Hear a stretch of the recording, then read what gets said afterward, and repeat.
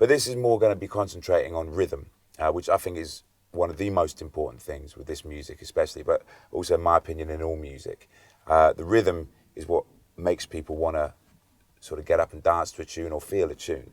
So we're going to stay in the key of A for this, and I'm going to talk you through certain different rhythms you can use to, again, make your blues playing, accompanying, you know, whatever, a little bit more interesting. So we'll sort of center on a shuffle here. And this shuffle idea is this sort of like that kind of rhythm.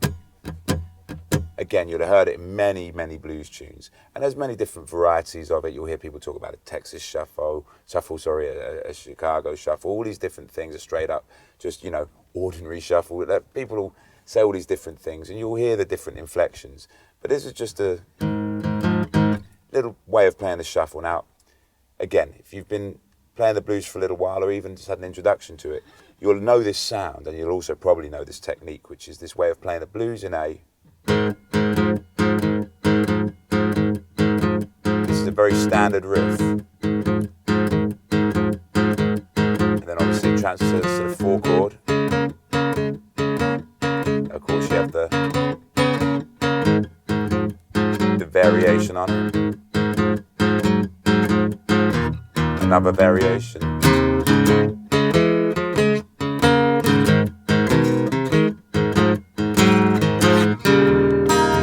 Now that's just one little pass and showing you all the different variations that you can do with that riff. So you're playing this riff.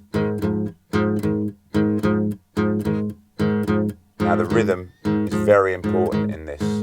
It's what drives the song. So I would say a tip is to play it nice and slow so you can hear the gaps within what you're playing. If you listen to this.